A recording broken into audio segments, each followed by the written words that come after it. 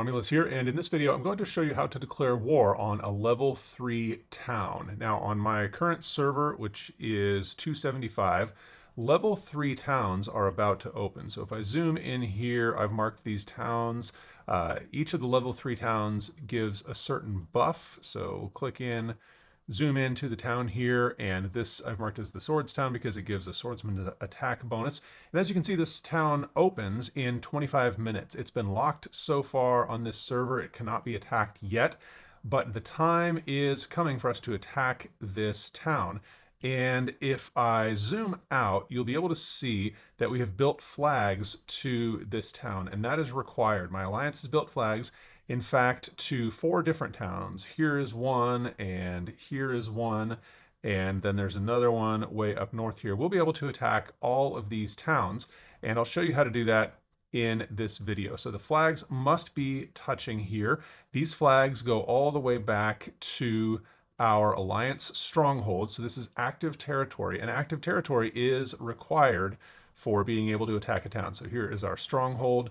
And in this case, we probably will not relocate. We'll probably just march to each of these towns because it's kind of early in the server. People don't have a lot of relocator items yet, but typically you will relocate for attacks. But we will go ahead and zoom in here on the town. And if you look around a town, you'll notice that it does not have walls. Level 3 towns are the lowest level, and they do not have any kind of defensive fortifications. So declaring war is pretty easy. Capturing them is pretty easy, even if your alliance is not very powerful yet. And you need to do that. You need to start capturing towns and then ultimately cities. So if I click on this town, I will see the timer. And when that timer expires, I can click declare war. You'll also see a garrison, and the garrison is defending the town. This is just kind of non-player characters. It's just got 4 troops of 14,000 each. They're level 1. They're pretty easy to beat.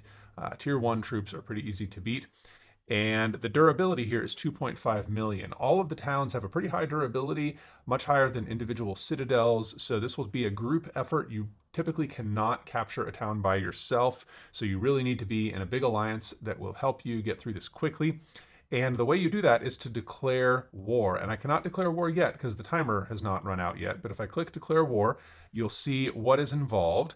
And to declare war, we will have to wait 5 minutes after hitting the button, and we will also have to spend 6 war tokens. And up here in the right-hand corner, you can see my alliance has 28 war tokens, and I'll show you where to find out how many war tokens you have. If you click down here under the alliance banner, then I'll switch over to the other side here. You can click into warehouse, and warehouse will show you your alliance's resources. And right now we have 28 war tokens. And if I click on that, I will see that my next war token will be refreshed in 1 hour. I think you get 1 war token every 2 hours or something like that. So there's a limit on how many towns and cities you can declare war on. As you saw, the level 6 towns require, or excuse me, level 3 towns require 6 war tokens. If I go to declare war, 6 war tokens are required. 6 times 4 is 24. So we do have enough with 28 to capture all 4 towns. And that is what we're going to do in just a few minutes when that timer runs out. Then what we will need to do after we declare war is we will need to start a rally. And somebody will have to start a rally from their citadel. And I right now am kind of far away. I'm 190 kilometers away. If I click the compass, I can go back to my citadel. And when I declare war on that town, everybody will come to my citadel, and then a rally, well, excuse me, when I start the rally specifically, people will come to my citadel, and then after 5 minutes, the rally will march up to that town automatically, and the attack will begin.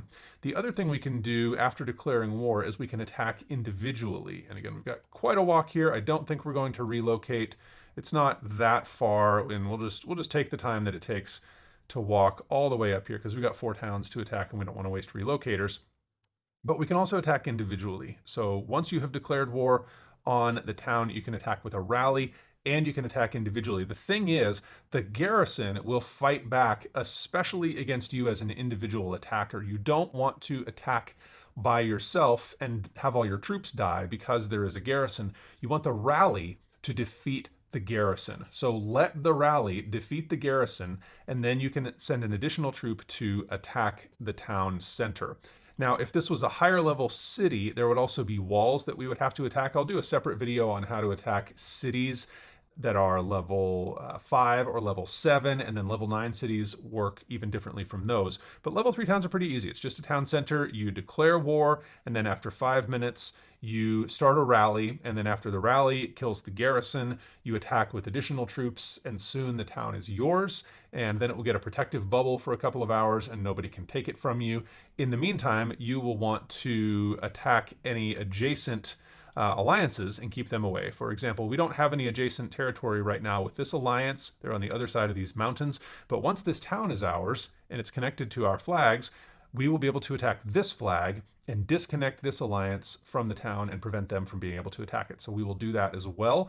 And the game is beginning. This is coming up on 72 hours since server launch, and the consolidation of alliances, the war between alliances is beginning, and that is a good thing. I don't think we need to be too peace loving in this game because it is a war game. We don't want to be mean to one another. We don't want to be unkind. We do want to get along ultimately, but this is a war game, and the alliances do need to conquer one another so that they can individually grow bigger and stronger and not just have 300 tiny alliances on a server.